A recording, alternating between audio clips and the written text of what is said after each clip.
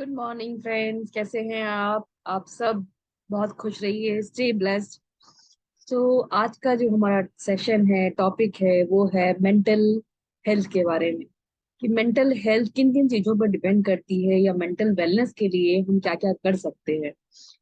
तो देखिए दोस्तों, मेंटल हेल्थ जो है, और आज से ही नहीं, हमारे आयुर्वेदा के टाइम से ही बहुत ही ज्यादा है कि अगर हम शुद्ध सात्विक खाना खाते हैं, शुद्ध सात्विक प्रवृत्ति रखते हैं, नेचर रखते हैं, एक अच्छा रहन सहन या लाइफस्टाइल मेंटेन करते हैं जो हमारे नेचर से बैलेंस करता है, तो वो हमारे को, हमारी बॉडी तो फिजिकली फिट रखता ही रखता है, साथ साथ में हमारी मेंटल हेल्थ को भी टेक केयर करता है।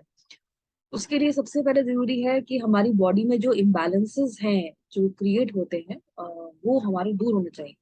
और हमारी बॉडी में इम्बैलेंसेस जो हैं वो क्रिएट होते हैं उनके दोषास और गुनाज की वजह से। दोषास जो है, हमारे बॉडी में तीन तरह के दोष होते हैं: वात, पित्त और कफ दोष। अगर ये बैलेंस नहीं है तो हमारी बॉडी में कोई ना कोई उसका एक्सप्रेशन नजर आएगा, उसकी सिम्टम नजर आएंगे। जैसे मैं बात करती हूँ आपको, सपोज करिए कि वात दोष है।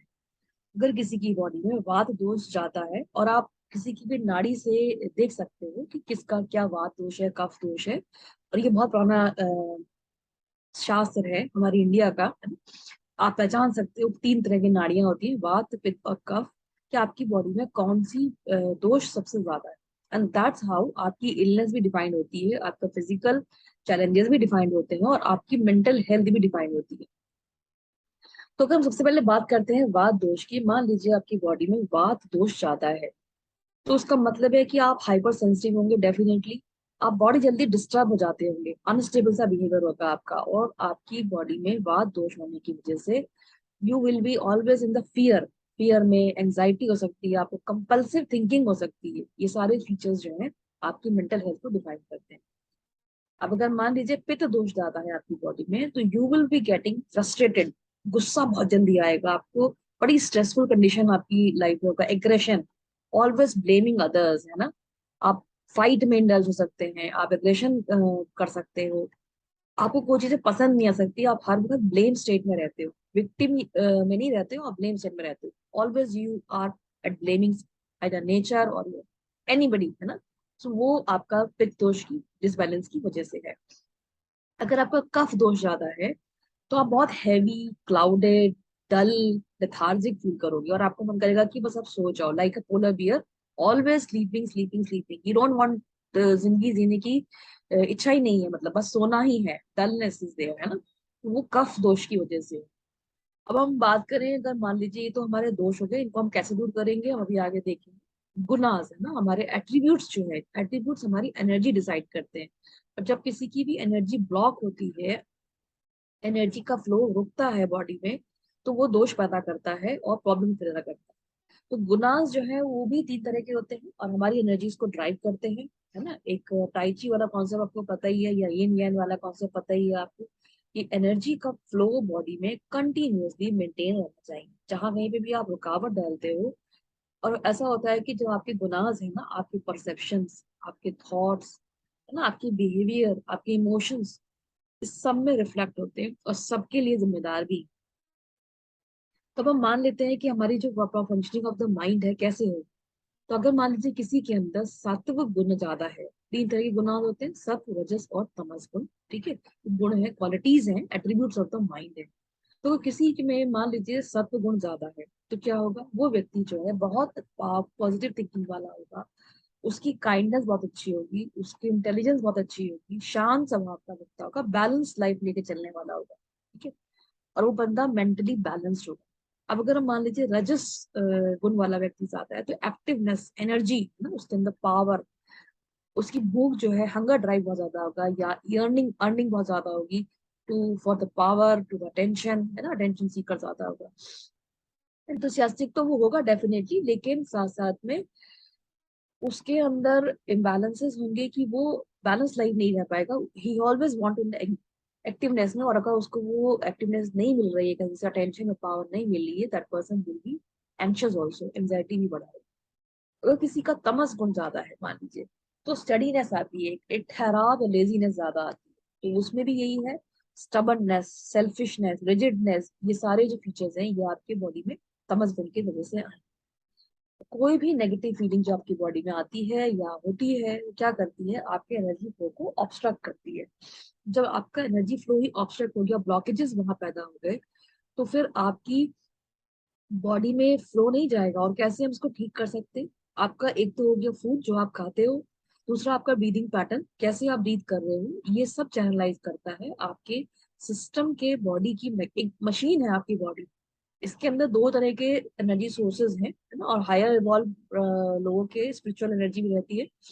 Food in energy source, then आपका ब्रीदिंग है ना, वो भी एनर्जी सोर्स है। तो अगर आप इसको सही तरीके से सात्विक रूप में इसको खा रहे हैं, ले रहे हैं, तो आपका डेफिनेटली बॉडी पे भी इफेक्ट आएगा। कहते हैं ना, healthy mind resides in the healthy body, या हेल्दी बॉडी के अंदर एक हेल्दी माइंड होता है। उसका मतलब ही यही है।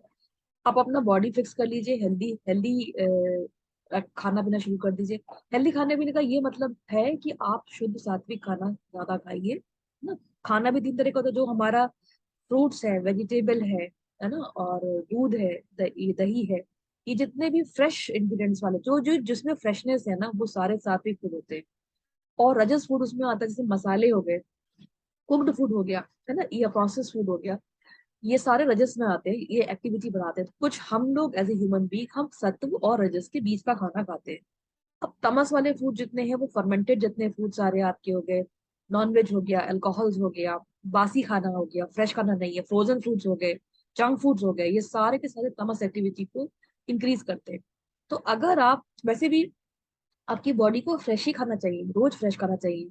एक जनरल साइंटिफिक प्रिंसिपल भी है कि आपके खाने के पोषक तत्व, अगर आपने खाना बना के रखा है, आधे घंटे तक ही मेंटेन रहते हैं, उसके बाद डिग्रीज होना शुरू हो जाते हैं। अगर आप फ्रेश फ्रूट भी लेकर आ तोड़ के ला रहे हो, तो 3 से 4 दिन तक उसका न्यूट्रिएंट रहता है। उसके बाद जो है वो day by day it decreases. तो अगर आप मान लो फ्रोजन वेजिटेबल खा रहे हो जो कि महीना भर पुरानी है, देखने में बहुत सुंदर है, लेकिन उसके अंदर न्यूट्रिएंट्स जीरो है, that is the main reason कि आज हमारी lot of stress is there. जैसा हम खाएंगे वैसा ही तो हम बिहेव करेंगे। तो आप इसको फिक्स करो। Activity, another is activity. Exercise बहुत जरूरी है बॉडी के लिए। आपकी बॉडी एक्टिविटी के लिए बनी है, अपना काम खुद करने के लिए बनी है, चलने के लिए बनी है, वॉक करने के लिए बनी है, सोफे पे बैठ के टीवी देखने के लिए नहीं बनी। दूसरी चीज, आपकी वृत्तियां, सदवृत्तियां। आप दूसरों के लिए कैसा सोचते हो, है ना। How is your behaviour, caring है, हेल्पिंग नेचर है कि नहीं है, you conduct of your life is good और इट इज बैड। वो वृत्तियां भी आपके ऊपर इंप्रेशन डालती हैं। देखिए, आपके जो थॉट्स है ना, चाहे आप किसी के लिए भी बोले, आप किसी के लिए भी सोच रहे हो, अच्छा या बुरा, वो सबसे पहले उस पे इफेक्ट डालने से पहले आपको इफेक्ट करती है, आपका सबसे पहले नुकसान करती है। अगर मैं किसी को आशीर्वाद देती हूँ, ब्लेसिंग देती हूँ, लव भेजती हूँ, तो आप जब देखते हो ना, आपकी बॉडी खुद रोमांचित हो जाती है, आपकी बॉडी बड़ी एक्साइटेड हैप्पी फील करती है, because you are sending the love vibes. उसकी एनर्जी वेव्स बहुत हाई है। और वहीं आप किसी को कर्ज कर रहे हो, किसी को बद्दुआ दे रहे हो, तो सबसे पहले हिट आपकी बॉडी में आता है ना। जैसे अर्थक्वेक का एपिसेंटर अगर हम माने, सबसे नुकसान सबसे ज्यादा वही होता है। सिमिलरली आपका भी जो एपिसेंटर है, आप खुद हो। तो वेव्स जो आप क्रिएट कर रहे हो, चाहे वो शॉक वेव्स हो या लव वेव्स हो, सबसे पहले आप उसमें हार्म होंगे। तो अपना आप ब्रीदिंग साइकिल ठीक करिए। You can do a meditation for सात्विक लाइफस्टाइल के लिए। आप योगा कर सकते हो। फिर कुछ हर्ब्स आती हैं जो कि आपके मेंटल हेल्थ के लिए अच्छी है, जैसे ब्रह्मी हो गया, है ना, अश्वगंधा हो गया, आपका भृंगराज हो गया, तुलसी सबके घर में होती है, तुलसी आप ले सकते हो। ये सारी चीजें हैं जो आप आपके ब्रेन हेल्थ के लिए ले सकते हो। भृंगराज का काम है detoxification of the mind, body में ब्लड ऑक्सीजन का फ्लो इंक्रीज करना। सिमिलरली अश्वगंधा भी क्या करता है, अश्वगंधा इन्फ्लेमेशन को रिड्यूस करता है, एंग्जाइटी को रिड्यूस करता है। ब्रह्मी तो ब्रेन टॉनिक है ही, नर्व्स के लिए टॉनिक का काम करता है। तुलसी है, देसी घी, देसी घी, गाँव का देसी घी है तो बहुत अच्छा है, वो भी हमारा एंटी डिप्रेसेंट काम करता है। तो अपने खाने में आप इनको इंक्लूड करिए। ताजी फल सब्जियां, पानी पीजिए, ताजी फल सब्जियां खाइए, दूध लीजिए, दही खाइए। ये अच्छा कंडक्ट रखिए, दूसरों के लिए अच्छा सोचिए। यही सात्विक लाइफस्टाइल है। और जब आपका सत्व बैलेंस होगा, तो ऑटोमेटिकली और दोषास और गुनास will be balance in your life. You will be kind, highly intellectual person. And spirituality भी अगर आप जा रहे हो, स्पिरिचुअल एटीट्यूड भी आपका बढ़ेगा। ह्यूमंस आर डिवाइन, है ना। Why they have said that humans are divine? Because we have the power to self program ourselves। और हम इतने सक्षम हैं कि हम अपने आप को प्रोग्राम कर सकें। तो दोस्तों, अपनी अच्छी मेंटल हेल्थ के लिए अच्छा सोचिए, अच्छा खाइए, अच्छा रहन सहन रखिए जो आपको स्वस्थ रखे। ये हमारे हाथ में है कि हम किस तरह की लाइफस्टाइल व्यतीत करें और क्या खाएं। इस शरीर के अंदर हम क्या डालें, जैसा डालोगे आप अंदर वैसा ही बाहर आएगा। खुश रहिए, स्वस्थ रहिए, मुस्कुराते रहिए। फिर मिलेंगे एक अमेजिंग सेशन के साथ में। तब तक के लिए bye bye, take care, God bless you, have a very blessed happy life.